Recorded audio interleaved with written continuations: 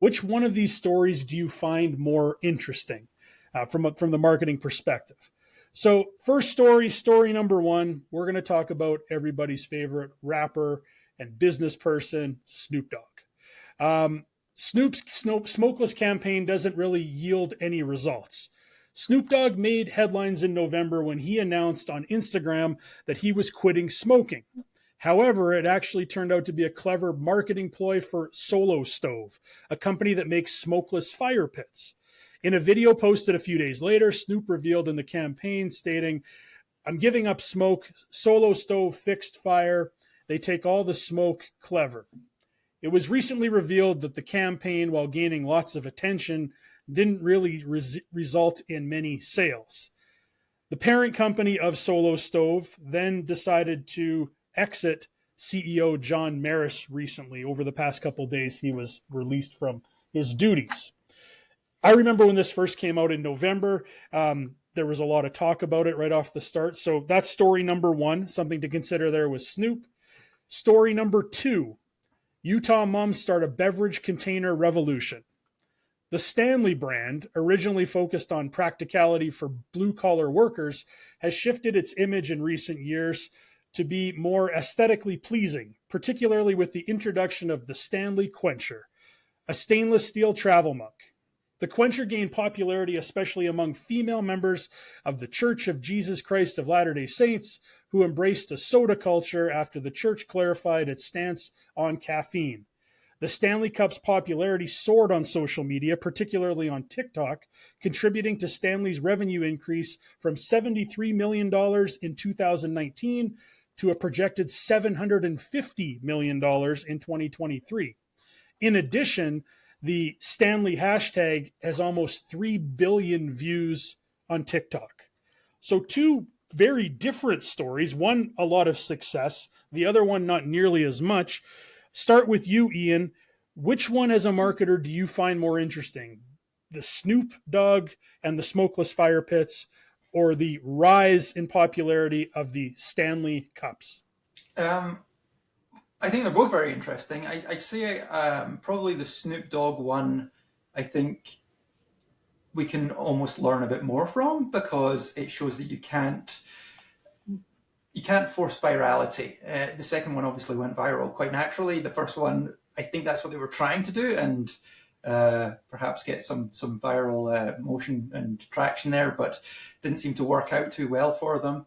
So, and I think it kind of underlines also that sometimes what seems like a good idea internally, they may have thought this was a great idea and that it was going to blow up. But yeah, do some market research and see if the kind of people that you want to buy your smokeless fire pits are the kind of people that are following Snoop, for example. Is it the right, is it the right message for the right audience, I guess? Yeah, I would agree. And you know what? When I saw the Snoop thing come out, I 100% thought it was a line of edibles, because it just made sense, right? It was like, this aligns perfectly. And then when a few days later, when it was, released that it was these smokeless fire pits, well, the product looks really cool, and apparently it's quite a good product. It was like, that's not what I thought. I feel tricked. Duncan, what about you? Are you on with the Utah Moms, or are you hanging with Snoop? I gotta say, I mean, they're both interesting.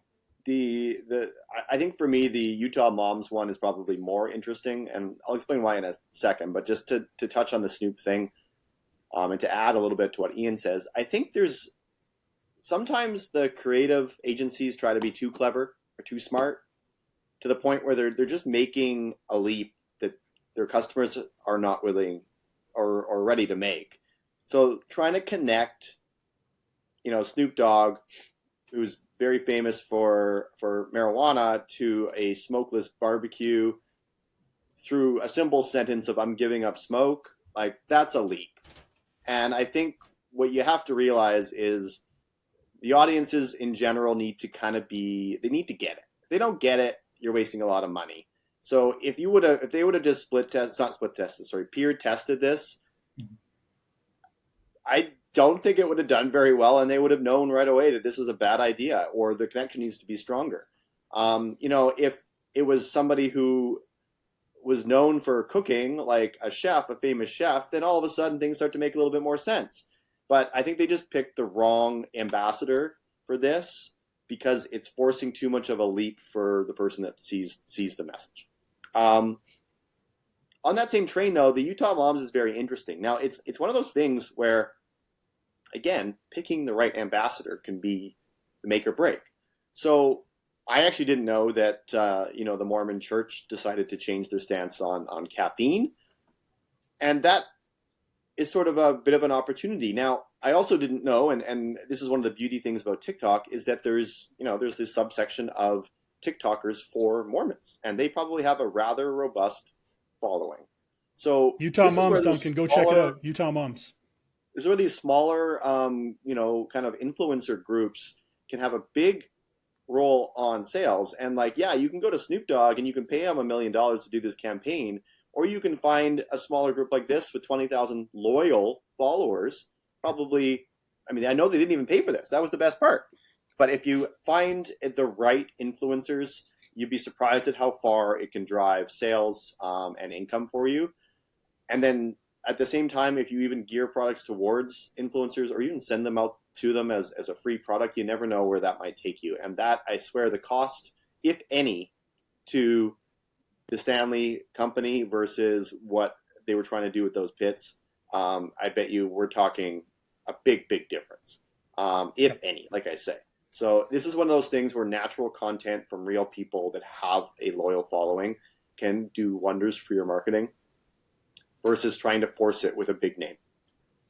Yeah, I agree. And I think if you make people think too much, like they did with Snoop, and it's too big of a leap, people are like, you don't sit around wondering what the ad means. You see the ad in passing, and that's that, right? For me, one of these hit home much more than the other one did. And while I really like Snoop, and I like Snoop's music, I even liked when he was Snoop Lion, which was just weird. And I think he'd admit it was a little bit weird too. The Stanley mug one really hits home for me. And the reason for that is that I live in a family. My wife and my 2 girls are on TikTok all the time, and they see these trends. I've had to go to Sephora so many times because somebody on TikTok has some sort of makeup wipe or something that everybody needs all of a sudden. And we go to Sephora and I sit there while they buy stuff. The same thing happened in my household with these Stanley mugs. And I brought a prop because we're all about props here. I have 3 of these things in my house now. And it was directly related to TikTok. So they see these things on TikTok. These are the greatest mugs of all time. And next thing you know, we're calling Nana and Papa and Grandma and Grandpa in Arizona to try to go to Dick's Sporting Goods in the mall to see if they can find these things. So I totally get it. And I agree, Duncan, with what you said too. The idea of let's find this niche audience and work with them instead of that one single ambassador. In this case, worked out really, really well. So I'm on the Stanley side here because it hits home for me. I will say about the Snoop thing, and this might just be me putting on my tinfoil hat a little bit. I don't know if you can say that the marketing campaign wasn't a success yet. It only happened in November. And look what happened. Maybe they didn't get the sales they wanted in November, December for Christmas. I'm assuming that's probably what they were going for. But we're talking about it again in January. And who's to say there's a residual effect of the negativity there, the lack of response they got. Why couldn't that carry forward? And you hear about this in February and March. And next thing you know, they come up with a campaign next year and you're like, oh, those are the guys that did the Snoop thing. So I wouldn't just sit here after a couple months and say it's dead. I wouldn't also say that firing the CEO is part of the master plan. But you know what? You never know. You never know. It still might turn around. So I'm curious to see what happens with those products moving forward. So, well done, TikTok guys. Really is a trend-based thing, especially if you can do something that people will try and copy or imitate or share, build on. So this is where it has a lot of power for brands. And I think when you look at advertising on that platform, you also have to kind of think about those trends and piggyback on them or try to create new ones. The traditional kind of ads that we always used to make just don't work anymore. So TikTok is a very interesting platform from that sense. But I think really what it comes down to is the organicness of the video, or how it feels, is what matters. And if it even has a remote smell of an ad campaign, it usually will flop. So it's a very interesting platform in that sense. But yeah, for me, that got to be the moms. And for me, the fact that you made up a word organicness just now is another really cool thing too. Put a dash in between those things. That's good. Yeah. When I do the captions later for this video, I'll have to figure out how to solve that problem.